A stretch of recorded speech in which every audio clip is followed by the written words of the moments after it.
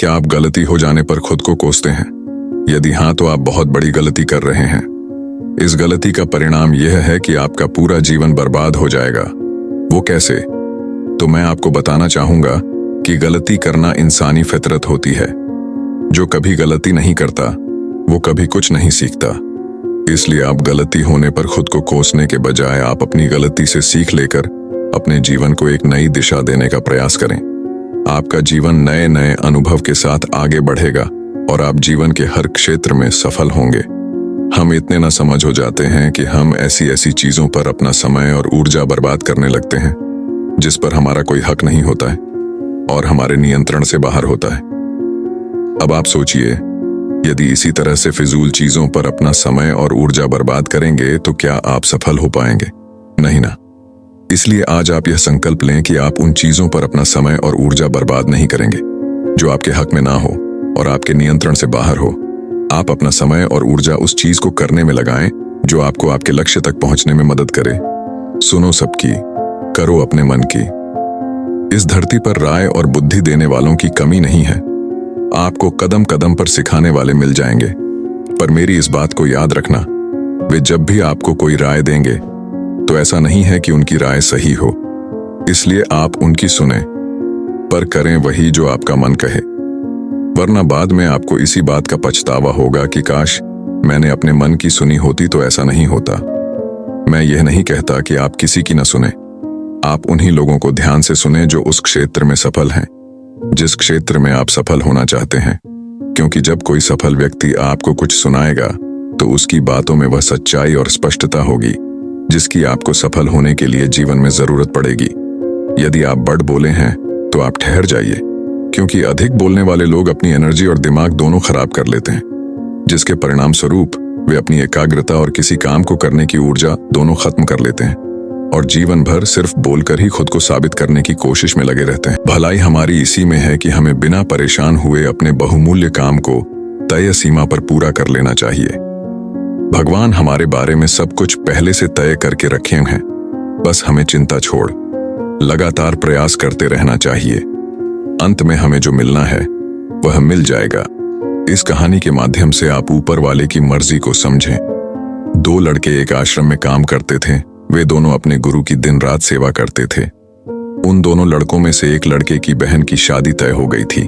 वह अपने बहन की शादी की तैयारी बहुत ही धूमधाम से करना चाहता था, पर उसके पास पैसे नहीं थे। उनकी स्थिति उनके गुरु बहुत अच्छे से जानते थे, पर वो भी उनकी मदद नहीं किए।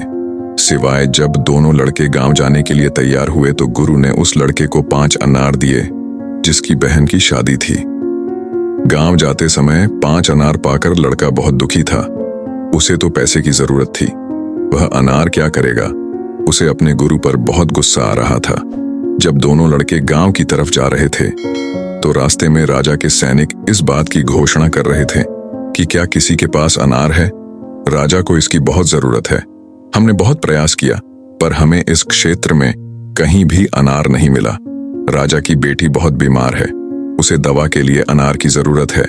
दोनों लड़कों ने सोचा, हमें अनार की कोई जरूरत नहीं है, ये अनार हम राजा को दे देंगे और उनकी बेटी का अच्छा इलाज हो जाएगा।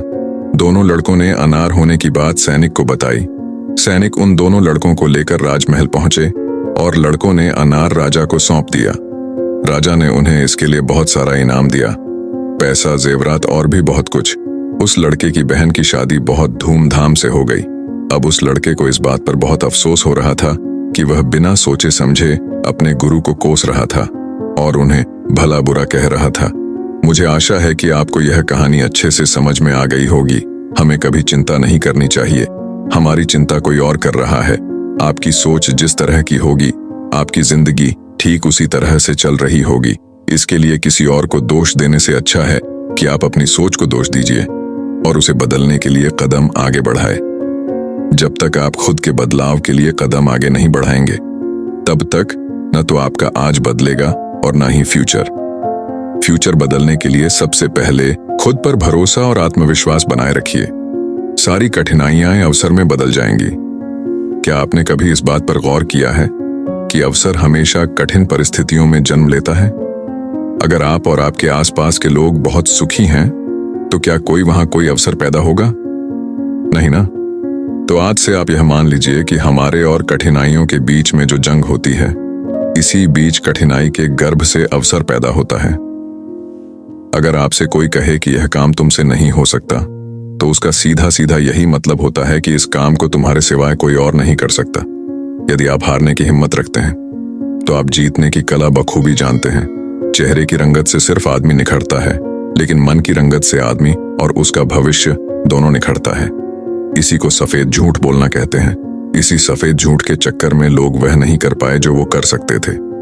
हमेशा इस बात को याद रखिएगा कि जीवन की सबसे बड़ी खुशी उस काम को करने में है जिसे आपका दिल करने के लिए इजाजत दे, वरना उस काम को हाथ मत लगाइएगा जिसे आपका दिल करना ही ना चाहे। अगर आप किसी के एहसान तले नहीं रहना चाहते हैं, तो आप दिल और दिमाग से इतने मजबूत बनिए कि आपको कोई भी किसी तरह की मुसीबत हिला ना सके। आप डटकर खड़े रहें तब तक जब तक मुसीबत टल ना जाए। जब तक हम अपने दर्द, गम और डर को हथियार नहीं बनाएंगे, तब तक हम सिकंदर नहीं कहलाएंगे। यदि आपको इस बात से फर्क नहीं पड़ता कि लोग आपके बारे में क्या सोचते हैं, तो लोगों को इस बात से भी फर्क नहीं पड़ता कि आप क्या करते हैं। इससे फर्क नहीं पड़ता कि आपके चेहरे की रंगत क्या है। फर्क तो इससे पड़ता है कि आपकी सोच की रंगत क्या है। तरक्की सिर्फ चाहने से नहीं, सही निर्णय और लगातार मेहनत करने से मिलती है। यदि आप ऊंचाई पर पहुंचना चाहते हैं, तो आपको हर उन विचारों और बातों से हल्का होना होगा जो आपको भारी कर देते हैं। इस धरती पर कुछ भी मुश्किल नहीं है। मुश्किल है तो बस यह मानना कि कुछ भी मुश्किल नहीं है। आप समय न होने का बहाना नहीं कर सकते, क्योंकि आपको भी हर दिन 24 घंटे मिलते हैं।